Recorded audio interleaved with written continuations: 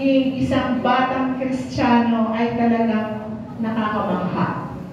Sabihin mo nga sa katabi mo, wow! Okay?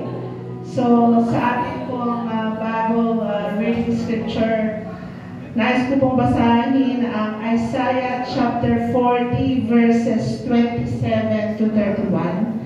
Sabi po, Israel, bakit ka ba nagrereklamo na tila hindi pansin ni Yahweh ang kabalisahan mo o hindi inalalayan sa kaapihang naranasan? Verse 28, hindi ba ninyo nalalaman? Di ba ninyo naririnig na itong si Yahweh ang walang hanggang Diyos, ang siyang lumikha ng buong daigdig? Hindi siya napapagod, sa isipan niya'y walang makakaunawa.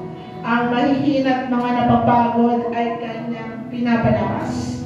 Verse 13, kahit na ang mga kabataan ay napapagod at nanlulubaypay, ngunit muling lumalakas at sumisigla ang nagtitiwala kay Yahweh. Lilipat silang tulad ng mga agila. Sila'y tatakbo, ngunit hindi mapapagod. Sila'y lalakad, ngunit hindi manghihina. Tayo pong lahat ay nanalangin. Hallelujah. Praise you, Jesus.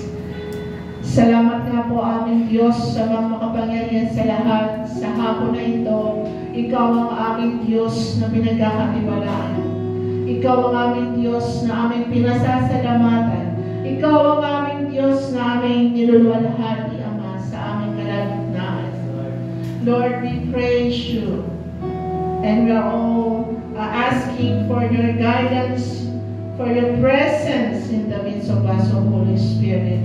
Give us the joy, give us the happiness to worship you, to honor you, and to glorify your name, O Lord.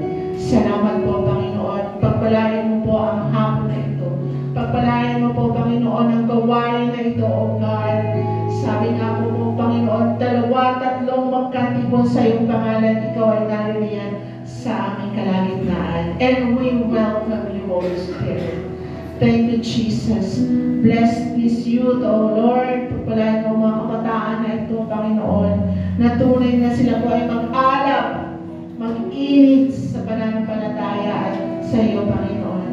At sa kanilang patuloy na paglakad sa iyong landas, Panginoon, gabayan mo ako, Panginoon, ang iyong mga anak na ito. And as we worship you, Jesus, ikaw ang aming tataas, ikaw ang aming dadakilain, papupurihan. At ikaw lamang, Panginoon, ang laman ng aming puso at isipan. Sa iyo, kapurihan,